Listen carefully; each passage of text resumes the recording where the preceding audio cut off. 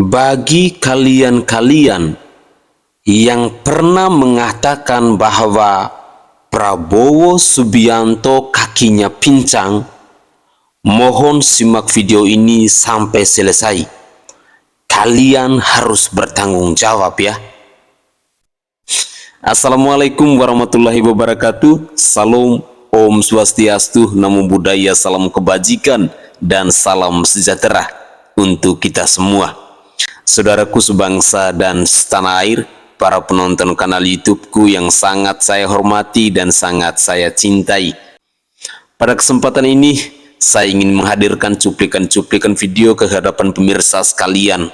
Cuplikan-cuplikan video ini berbicara soal Bapak Prabowo Subianto dan Gibran Rakabuming Raka. Dan juga ada beberapa cuplikan video yang lainnya yang mungkin bisa menghibur kita semua.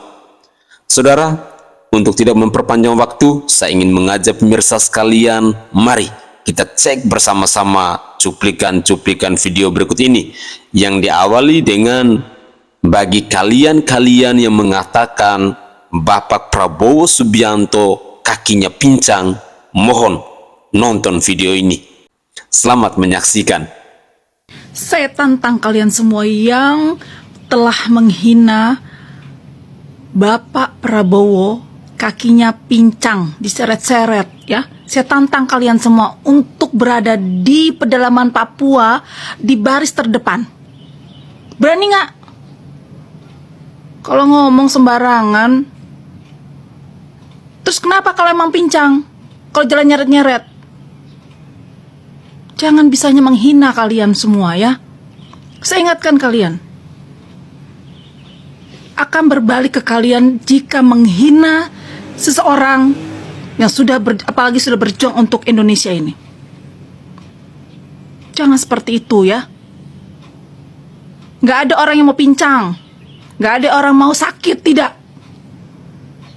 Ingat itu. Jangan menghina fisik, apalagi Mak Jreng.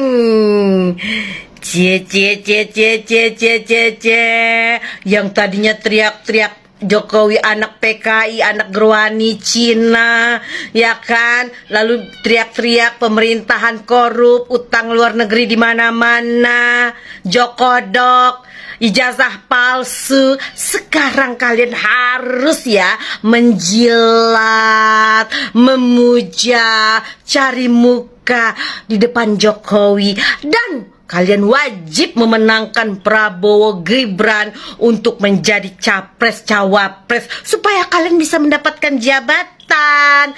Tara, Mak Jreng.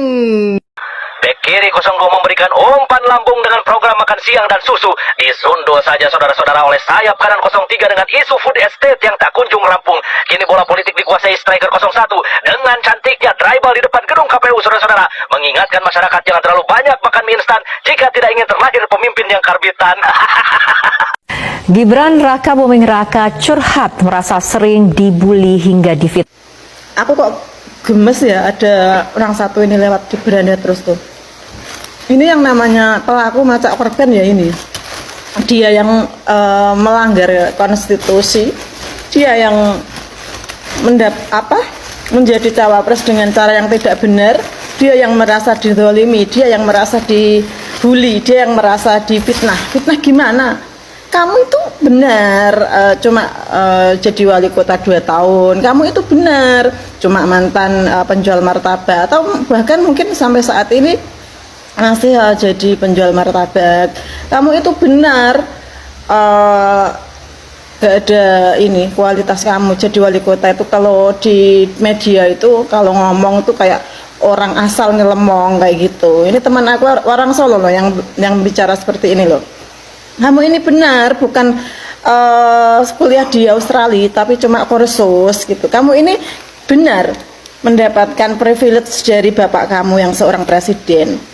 Kamu ini bukan perwakilan anak muda, itu bukan, Mas Gibran. Saya sebagai generasi kalau 35 ke atas ini, saya sangat miris dan kayak negara ini mau dijadikan apa gitu loh. Kalau misalnya jatuh di tangan Anda ketika Pak Prabowo sudah tidak bisa bekerja, misal jadi kalian ini jadi. Terus negara akan kamu atur. Sementara kamu aja prestasi nggak ada, kamu ini pengalaman juga nggak ada gitu. Kamu bilang kamu dicurangi, kamu bilang kamu difitnah. Kamu itu loh, baliho kamu di mana-mana sudah ada. Malam pada pasang baliho kamu. Terus kemarin ada abdesi itu. Pihak siapa? Pihak kamu juga. Kok kamu merasa terdolimi? Kamu ini pelaku, masa korban, Mas Gibran. Mbok ya sadar gitu. Kamu jangan memperlihatkan pelongo-pelongo seperti bapak kamu jadi pelongo-pelongo jilid 2, macak korban gitu. Dulu kan bapak kamu kan merasa kayak merakyat, merasa kayak orangnya santun, dengan pencitraan mobil SMK, dengan masuknya gorong-gorong. Apakah ini akan kamu tiru untuk menjadi cawapres? Rakyat semakin cerdas, Mas. Saya tidak rela jika negara ini jatuh ke tangan Anda, karena Anda itu belum punya pengalaman. Jika Anda ingin menjadi cawapres atau capres dengan jalan yang baik, ya, tolonglah. Ini negara kita, negara dengan berpuluh-puluh juta penduduknya. Jangan dijadikan ajang percobaan. Saya sungguh demi Allah nggak rela jika Indonesia jatuh ke tangan Anda gitu. Ini saya sebagai rakyat ya, yang menggaji kalian para pejabat, saya sungguh tidak rela jika negara dijadikan ajang percobaan seperti bapak kamu. Kamu ini gimana ya? Belajarlah dulu, berprestasi dulu jika memang Anda punya kapasitas untuk itu. Mbok ya, Anda ini jadi apa dulu gitu, terusin jadi wali kota atau nanti jadi gubernur, baru Anda menjadi cawapres atau capres. Jangan semena-mena, mentang-mentang bapak Anda berkuasa, Anda bisa seenaknya saja gitu loh. Saya sungguh kayak kecewa gitu. Saya sebagai pemilih bapak Anda 2 kali periode, saya merasa sangat amat dan kecewa. Tolong Mas Gibran dipikirkan kembali kalau mau ngomong di media. Jangan asalnya lemong sana sini seperti bapak Anda. Jangan suka ngibulin rakyat ya, seperti yang bapak Anda lakukan selama ini. Saya merasa sebagai rakyat, saya merasa dikibulin sama bapak Anda tentang janji-janji bapak Anda, tentang kebijakan bapak Anda. Kalau masalah bangun-bangun, kalau dengan hutang segitu banyaknya, siapapun presidennya bisa, Mas Gibran. Akan tetapi kemajuan negara itu tidak diukur dari pembangunannya saja gitu loh. Buat apa kalau bangun-bangun tapi rakyatnya nggak sejahtera gitu. Berasnya mahal, apa-apa mahal. Rakyat kecil banyak yang nggak bisa makan, nggak bisa sekolah. Lihat tuh di pedalaman katanya Papua yang dibangun, tapi ternyata juga banyak yang nggak bisa sekolah. Tolong Mas Gibran, hentikan sandiwaramu. Ya Allah, ya Tuhan kami, berilah kami pemimpin yang jujur dan memihak kepada rakyat, yang mampu merubah dari gelap gulita kepada terang, yang mampu merubah dari keterpurukan kepada kejayaan, yang mampu merubah tradisi impor kepada cinta produk-produk lokal. Kira-kira siapa ya Allah? Amin. Nungguin dia.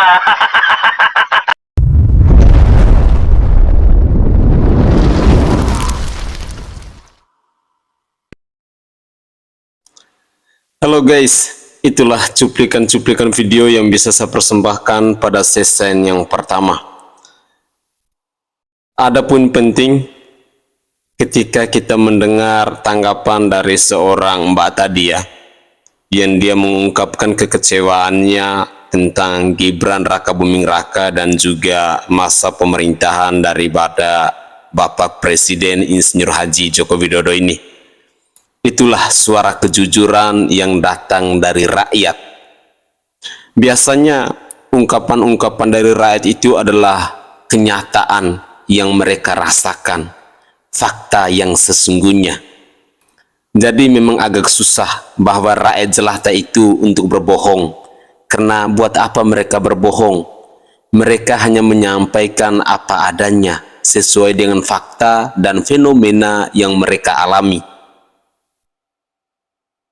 tentang lika-liku kehidupan yang mereka hadapi setiap hari, itulah yang mereka sampaikan. Jadi Mbak tadi dengan polosnya dia menceritakan tentang kekecewaannya, baik itu kepada Gibran Rakabuming Raka maupun kepada Bapak Presiden Insinyur Haji Joko Widodo ini. Dengan demikian, saya sangat yakin dan percaya bahwa rakyat Indonesia hari ini semuanya sudah pada cerdas. Di era digital yang sudah serba canggih seperti ini, semua informasi dengan begitu mudahnya untuk diakses. Jadi stoplah mempermainkan gimmick-gimmick politik yang biasa dilakukan selama ini, ataupun dengan hal-hal lain untuk meraih elektabilitas dan suara. Saya rasa rakyat sudah pada cerdas semuanya.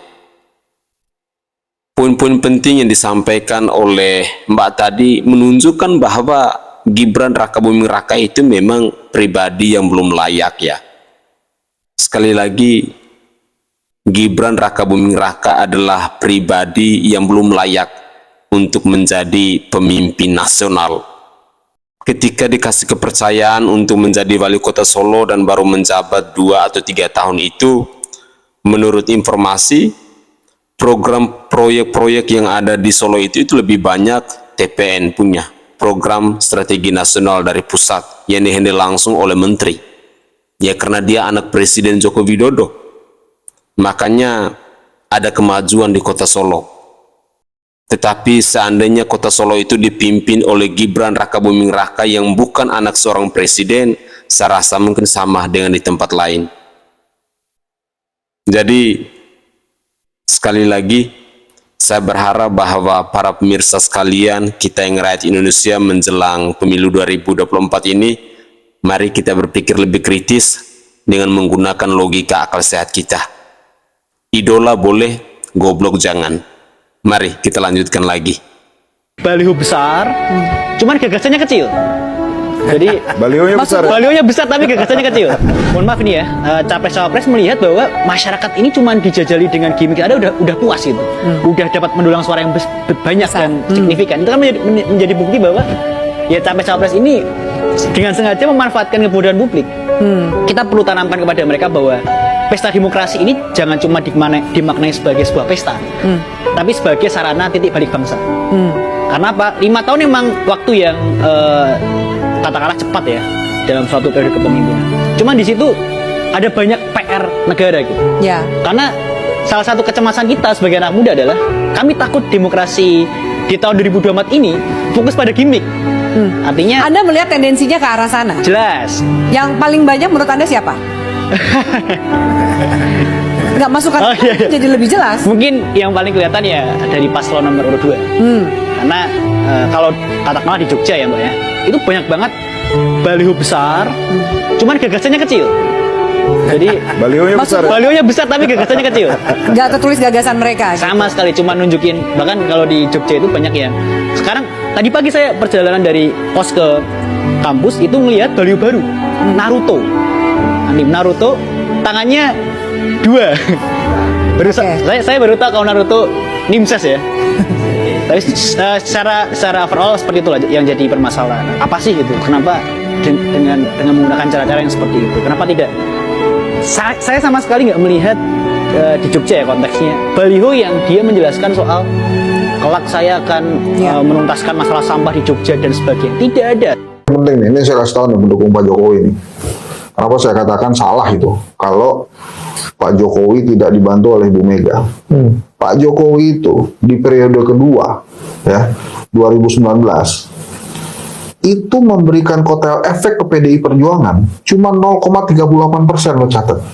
0,38 bukan 6%. 0,38% di 2019 itu kotel efek kenaikan untuk PDI Perjuangannya itu. Satu-satunya survei yang mengatakan di bawah 1%. Itu bukan survei, itu hasil KPU.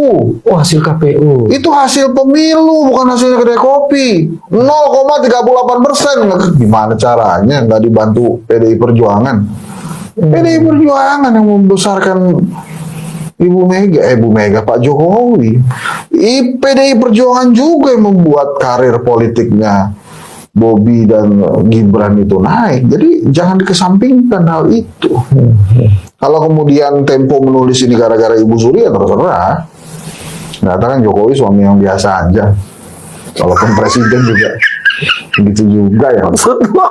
Nah, kalau bahasannya katanya suruh tidur di sofa mah mendingan gue belum pernah. Belum pernah juga kan? Balihonya saja yang besar, tetapi gagasannya kecil. Itulah kritikan pedas dari seorang anak muda tadi. Saudaraku, tentu hari ini kita butuh pemimpin yang berkualitas, pemimpin yang gagasannya besar, bukan balihonya yang besar, pemimpin yang intelektualitasnya besar, bukan balihonya yang besar, pemimpin yang mentalitasnya besar, bukan balihonya yang besar. Ayo, kaum milenial, generasi penerus bangsa, bangkit, lawan gimik politik yang mau membodohi publik ini. Kalian adalah generasi penerus bangsa ini. Semestinya di suasana pemilu seperti ini, kalian adalah orang-orang terdepan untuk mengkritik segala bentuk kampanye-kampanye yang tidak jelas, kampanye-kampanye yang mau membodohi publik. Saya sangat apresiasi dengan seorang anak muda tadi. Dia begitu berani mengkritik, speak up tentang ketidakbenaran yang terjadi di bangsa ini. Itulah kaum milenial yang kita butuh saat ini. Bukan seperti Mas Gibran, balihonya saja yang besar, diajak berdebat, kabur, diajak diskusi, nggak pernah nongol. Bisanya apa? Makan siang gratis, susu gratis. Mau jadi apa bangsa ini? Ayo, mari kita lebih kritis lagi untuk melihat segala sesuatu yang terjadi di bangsa ini, dan terlebih khususnya menjelang pemilu 2024 nanti. Mari kita lanjutkan lagi. Jokowi dari sejak pemilihan wali kota di Solo, keluarga itu udah rapat 3,5 tahun lalu, memutuskan Gibran hanya jadi wali kota hanya 2,5 tahun, habis itu siap-siap untuk jadi wapres. Ya, jadi rancangan ini bukan rancangan baru sejak 3,5 tahun yang lalu. Nah, untuk itu direkayasalah kemenangan si Gibran ngelawan tukang jahit. Yang kedua, setelah jadi wali kota, seluruh departemen kementerian disuruh bikin proyek gede-gedean di Solo gitu, dan sebagainya. Padahal kemampuannya benar-benar payah, kecerdasan nggak cukup, leadership juga on lah, mohon maaf. Ya, lu jangan bercanda sama nasib Republik Indonesia. Ini republik besar. Jangan dijadi mainan dan bercanda oleh keluarga Jokowi yang madat kekuasaan dan uang ini. Dari makan siang saja, pakar saya sudah menghitung tambahan pertumbuhan akan ada di kisaran 2,5%. Sumbangan makan siang program ini terhadap pertumbuhan PDB kita 2,5%. Bagaimana? Apakah saudara-saudara masih meragukan kemampuan saya? Saya adalah orang satu-satunya yang berhasil membuat angka kemiskinan jadi menurun. Bagaimana? Hanya dengan makan siang ini kita sudah hitung berapa ribu dapur, berapa juta orang kerja. Ini semua hitungannya ada, ya. Jadi saya yakin gini rasio akan membaik, pengangguran akan membaik, kemudian kemiskinan akan menurun. Bapak memang hebat. Bapaklah orang satu-satunya yang berhasil membuat angka kemiskinan menurun ke anak cucu. dengan cok. Emang Pak Prabowo nggak tahu nih masyarakat Indonesia itu banyak banget. Mau dikasih makan apa? Dedak ayam, dedak bebek, hah? Maksud gue jangan kayak begitu ya kan? Maksud gue gini nih, yang pasti-pasti aja lah, ya kan, yang pasti-pasti aja. Soalnya mau dikasih makan apa kek, mau sebanyak apa, kalau SDM-nya bobrok ya udah bobrok aja. Momen ketika Kades keceplosan. Kan tidak ikut berkampanye, tidak akan ikut memberikan dukungan secara terbuka. Kalau tertutup ya udahlah, itu kan biasa aja kan gitu. Dan namanya juga menyampaikan aspirasi, masa beraspirasi tidak memberikan support. Dan Bapak melihat pasangan Prabowo Gibran bisa membawa aspirasi masyarakat desa. 8 organisasi ini menganggap bahwa pasangan Prabowo dan Gibran yang bisa membawa aspirasi.